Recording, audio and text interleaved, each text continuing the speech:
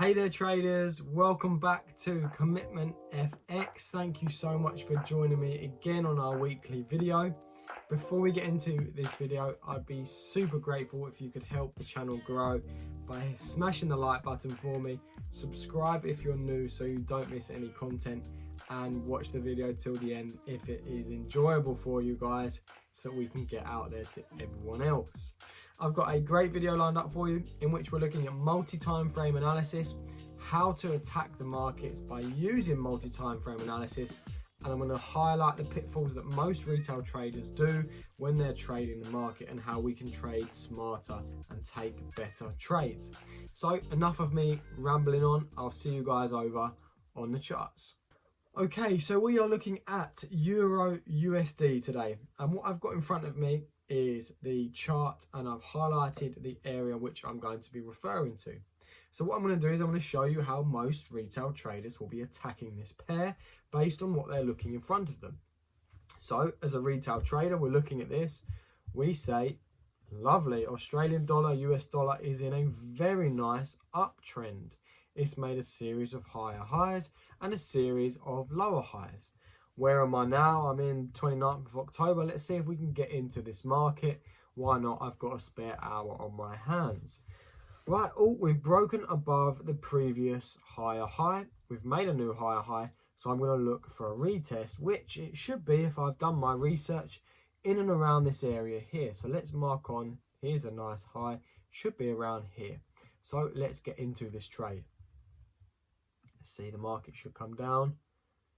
Oh, yeah, there's a good sign for me to put a buy order in. Put a long position in. Stop loss. I don't want to lose too much money. Am I out of that trade already? Let's have a look. I think so. I think we're already out, but for the benefit of the doubt, let's see. Yeah, there we go. Absolutely, immediately you're out of this trade. So that is how a retail trader will start their trading day. They've already taken a loss, mostly because they've already entered the market quickly, but they've not actually identified the true market direction. And this is where multi-time frame analysis comes into play. Now, most retail traders will be looking solely on the 1 hour. If they do dibble and dabble in multi-time frame, they'll use the 1 hour to identify the true direction. I use those in brackets there, and then they'll trade from the half hour, the 15-minute, or if they are feeling confident in the 5 minutes. But all these time frames together don't fit the strategy which most retail traders are looking for, which is for big risk to rewards and allowing your trades to play out over a few days if you've not got hours to sit in front of the chart. So let's get into how you should be attacking the market so you can leave that retail trader rubbish behind you when you finish watching this video. Let me know in the comments if you've had trades like this before. I know I have when I first started out trading. So let's do it again, but actually identify what's going on, because the chart is telling us a story. So multi-time frame analysis, we want to look at the bigger picture. So what we're going to do is we're going to look at the weekly. And again, this is for swing traders, people who are day trading but are looking to have their trades over a few days. This can also apply to you, but also to anyone who is looking to scalp. You don't want to be scalping the wrong side of the market. So we've got our blue square where we are recently. Looking at this from the weekly perspective, this is a completely different chart pattern than what the hourly time frame is telling us. This is absolutely clear that we are in a downwards trend. We've had a massive high around 2012, and now where we are 2021, we are absolutely trading this as a downwards trend. Although we've had a nice push to the upside, the overall trend, bearing in mind it didn't make a higher high, again, you've retail traders identified this before, didn't make a higher high, so we are still in this downwards trend. This was simply a very long pullback when looking at it on the weekly. So now we've identified the true market direction of the trade by looking at it at the weekly perspective. The next thing we want to do, market analysis, is what are the banks and institutions doing? It'd be no good looking at this thinking, fantastic, we are in a downtrend, I'm looking for sell opportunities, if the institutions are not also looking to sell this pair. So we're going to go over to the Commitment of Traders Club. We're going on our Australian dollar. And where are we trading? We are trading in and around the mid to end October. So mid to end October 19th, that'll do for us. The banks and institutions are minus 76k net positions to the short side. You can see a few months before they were minus 56k, now they're minus 76k.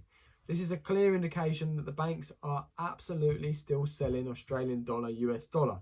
So we don't want to be taking any buy trades like we did on the hourly chart. So knowing what we know now, continue with our multi-time frame analysis. So the weekly confirms our short bias. The COT data also confirms our short bias. Now, what is the chart telling us on the daily pattern? Well, over here on the daily, what we're seeing is a nice retracement. We have had the high, now we're pulling back. If you look at it again from the weekly, this high here was simply a retracement of this impulse to the downside. So we're now on the downwards steep slope to the downside is the word I'm looking for. We're now shorting this pair from the recent pullback. So we're in the downwards push now. So we know we're selling. Identified that we're at this area currently. Now what we need to do is find an area where we can actually execute a short trade. It would be no good us executing a short trade in and around the area here because the market isn't yet ready to short. So a good way to identify when the pullback is coming to an end is get the Fibonacci retracement. Take it from the high down to the low. What we have here is the area of interest which we'd like to see the market respect. Now, does it fall in line with any major levels? Absolutely it does. We've got some fantastic liquidity zones on the chart. One here, one absolutely here. Price pushed above, had a very aggressive reaction and rejection to this, or support, caused this massive leg to the upside. So we are trading in and around an area where there is liquidity sitting. Okay. So we know that we can be looking to find a shorting opportunity from this area. As I say, it'd be no good looking for an opportunity around here. It's not time for the market to sell off. Knowing what we know, let's go back onto the 4 hour. And what can we see? Again, we want to analyze it on each time frame. What we can see here is the chart was making in a series of higher highs, lower highs, and it did break structure. But from our higher analysis, we know that we are in an overall downwards trending market, and this push to the upside is simply the pullback. If you were trading on the 1 minute, the 5 minute, the 15 minute, the hourly, would you buy in a downwards trend and this is the pullback? Of course you wouldn't buy in the pullback because it's a pullback. You're buying in the trend is the friend direction. Okay, so now on the 4 hourly, let's read this chart as professional analysts, which you are first and foremost over traders. Now what we know, Australian dollar, US dollar, it is a highly traded pair and the banks are looking to stop you guys out to get their liquidity to continue this to the downside. We're recently coming back from this push to the upside and we know the market is going to continue. What does that mean? That means the banks are looking to grab that extra liquidity they need to push this to the downside. Looking at the chart now where we are, let's say we've come into this trade, what we can see is there was an interesting area drawn on, and I'll get rid of this now so we can see. There was an interesting area drawn on from a retail perspective where retail traders would have thought that the market was going to find resistance. It created a nice double or even triple top. What happened? Of course, it burst straight through this zone with a nice series of wick rejections for then the price to immediately, I say immediately over a day or so, melt back down past the level. This is a clear indication of market liquidity grabs.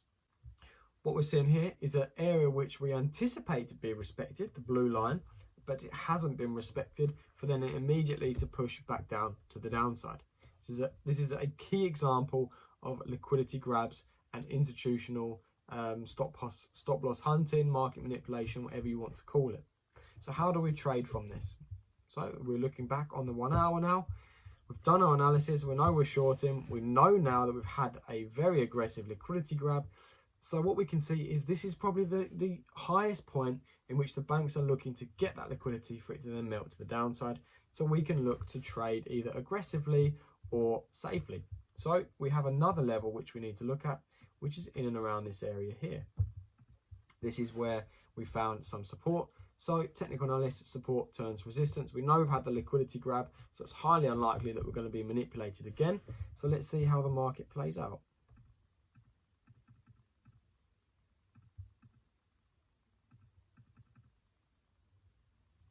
We can maybe even get in earlier than we would like to. What I'm looking for is candles of indecision. So doji candles, morning stars, simple candlestick formations. There is a nice one for me, a very nice decisive indecision candle. We've lost this bullish momentum. Hopefully we're going to get some continuation to the downside. So for me, I'm going to enter a short position below the wick of the previous one, and we're looking to trade this long term. We want to ride this trade to the downside, and we know the market and the banks are doing exactly what we hope. So we can have our stop loss above the structure, and then I'm going to go out onto the 4 hour, and what I'm going to do is I'm going to set my target, or you can go back onto the daily. I'm going to target some of these lows around here. So what I'm looking for is at least a nice 1 to 10, 1 to 11 trade. So go back on our 1 hour. Let's see if we get taken in. Let's move this over. We're looking at it on the 4 hour. Unfortunately, for some reason, it's not appearing on my 1 hour. So we'll look at it on the 4 hour. There's the candle I'm looking for, this big impulse to the downside. Followed by another one. Again, we knew the market, the institutions and banks have grabbed their liquidity they need. This is why we're seeing these big pushes to the downside. Okay, there is a fantastic sign again of a continuation. I'm already sitting at, how many pips am I in? I'm already at 89 pips, so that's a very nice trade so far. I could even make this break even, but not yet. I'm going to let this run a little bit further. For those of you that may have missed it, we can see if we can grab a second trading opportunity from the retest of our support zone.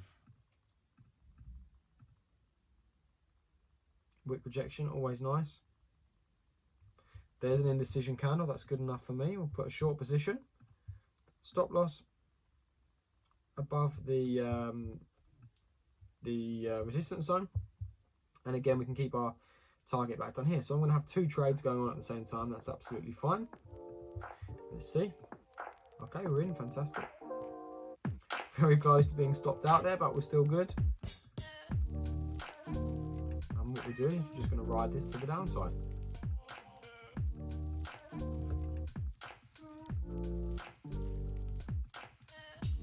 see if we can get there.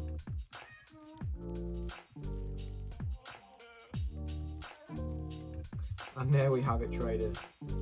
That is a very clean 2-trade execution take profit order for a combined. So we've got the first trade, which gave us 320 pips, we'll call it, and then the second trade gave us an additional 250 pips. So you do the maths there. That is a very nice risk to reward, juicy pip taking trade, which we've secured in the bag by understanding one simple point: multi-time frame analysis. You wouldn't buy a car without looking it over, so you shouldn't enter the market without looking it over on the bigger picture. I'll summarize again for those of you. Don't look at it just on the 1 hour. You may see this nice upwards trend, but actually the market is in a pullback and it's going to shoot back down to the downside because the overall trend is to the downside. Secondly, check what those institutions are doing. You want to be trading in line with those. Those are the big players. These are the ones that are grabbing your money and causing the market to move to the downside. And then number 3, understand what the chart is telling you on these smaller time frames. Look out for the patterns which I've shown you today, where the market should have respected a level, but it actually didn't. That's a very key indication of market manipulation, stop loss hunting, etc. Then find an entry reason. For me, it's a simple candle formation, very nice and simple, no indicators needed, and a juicy win. If you want to see more like this, traders, join me over on the Commitment of Traders Club, where we post out fantastic outlooks and fantastic educational tips, tricks and lessons. If not, we'll see you guys over on the next video. Thank you.